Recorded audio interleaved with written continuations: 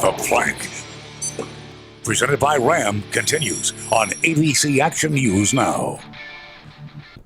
All right, folks, welcome back to The Plank. We want to thank Ian Beckles for joining us with The Plank Report. And now it's time for the A's Social Stream, where we take a look at how people were responding to the game online. Well, a lot of people pointed out the 19-year age gap between Jameis Winston and Colts quarterback Matt Hasselbeck. It makes them the oldest and youngest quarterback in the National Football League, but hey, you know, with age comes experience, and Hasselbeck has been around a long time and has just seen about every defensive stunt, blitz, coverage scheme, you name it, there is in the NFL. He's a guy who can still get the ball out fast, but really didn't have to on more than several occasions because he wasn't really getting pressured, we felt yesterday, in that game. So as for Winston, well, he's still, okay. His 21 years of growth as a quarterback in this league, he far exceeds that, I think. He was feeling more and more pressure, I think, as the game went on, especially in the second half. You got to credit the Indianapolis Colts. Sometimes you just got to tip your cap to the opposition. They had two critical defensive series to open up the second half, and that cost the Tampa Bay Buccaneers. And it's funny, there's even slight rumblings in Indianapolis, I think, that if Andrew Luck is healthy to come back, should the Colts stay with Matt Hasselbeck? And I can't think of any other guy that I want to ask that question to right now and get the pulse of what's going on over in Indianapolis here on the Plank, then get it from Stephen Holder, who is on the phone, Colts beat reporter for the Indianapolis Star. Stephen, it's great to talk to you again, man. It's been a long time. It has, and it is great to talk to you as well. Hey, what is – listen, my hat's off to Hasselbeck. This guy's undefeated behind center there with you guys, and is there some kind of talk that perhaps you ought to stay with the hot hand? There is some sentiment, I think, among some fans that is something that should be considered. I don't expect that to be a conversation within people who run the franchise, but I understand where that notion is coming from, and it stems from the fact that Andrew Luck played poorly toward the initial stages of the season. He was dealing with a little bit of an injury then. He's injured again now. So I just think this has been such a sort of an unusual season for Andrew Luck in terms of his performance that perhaps some fans are raising that question. But I just don't anticipate that it will go that way. I think the Colts will give him a chance to get it together and maybe go into the postseason if they make it with perhaps on the upswing. Stephen, what was the talk in the locker room after the game? You guys took control without question in the second half. Those two first series by the Buccaneers offense, the defense of the Colts was stellar, and then you were able to capitalize with 10 points. What were they saying about that, and were they surprised at all that the Buccaneers came out that flat? They were able to take advantage, or was that something that they had been working on, and they saw something they could expose?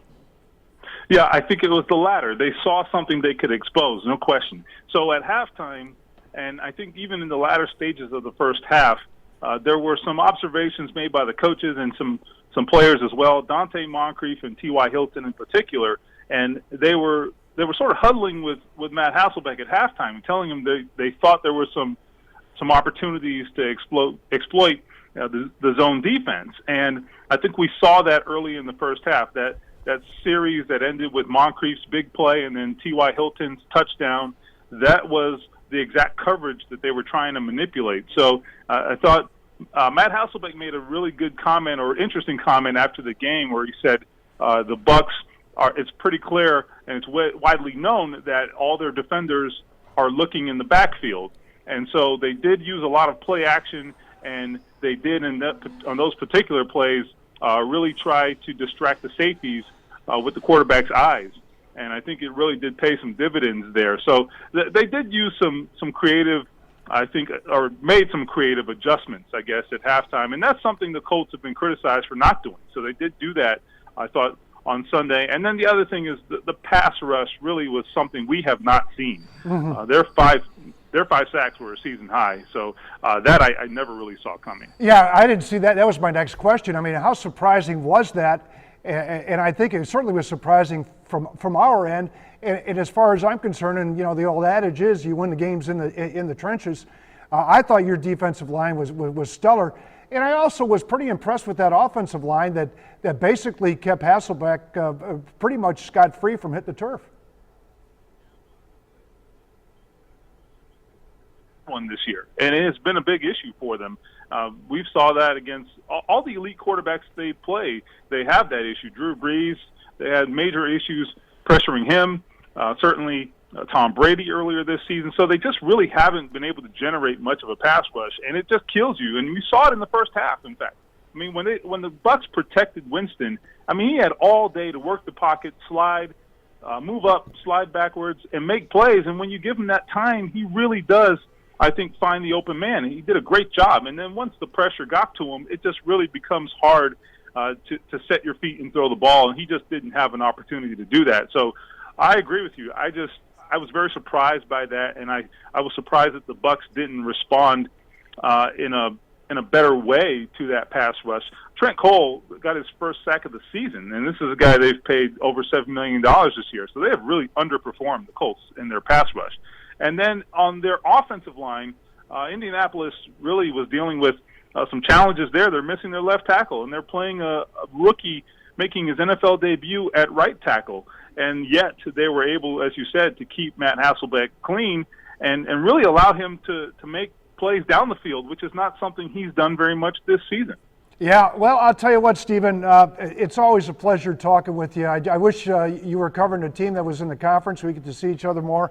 But I enjoyed the time that we spent here when you were with the Tampa Bay Times and now with Indianapolis. And good luck to you and the Colts as perhaps, who knows, you guys may end up in the playoffs. But unfortunately, and if the Buccaneers do, neither one of these two teams will probably get very far. But it is what it is. That's right. Stephen, have a great one. Take care, man. All right, thanks, Tom. Okay, that was Stephen Holder from the Indianapolis Star, who is the Colts beat writer and a good guy.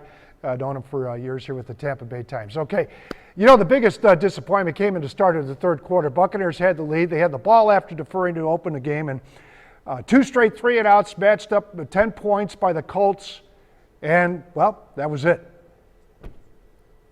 We were playing pretty good football the first half, with the lead. And getting the ball coming out of the second half, and right away getting in a hole, and then from there, they had control of the football game. And the way you shift momentum is taking the ball away. And again, you just can't win on a day like on how this game played out. We need to do more. And that they do, and they'll have to do more as they have a couple of games coming up here in the division against Atlanta and the New Orleans Saints back-to-back Sundays. Okay, we'll be back with more coming up. Fantasy football with Matt McGuire. And I'll tell you what, there's some guy out there in Seattle, I think, put up some huge numbers.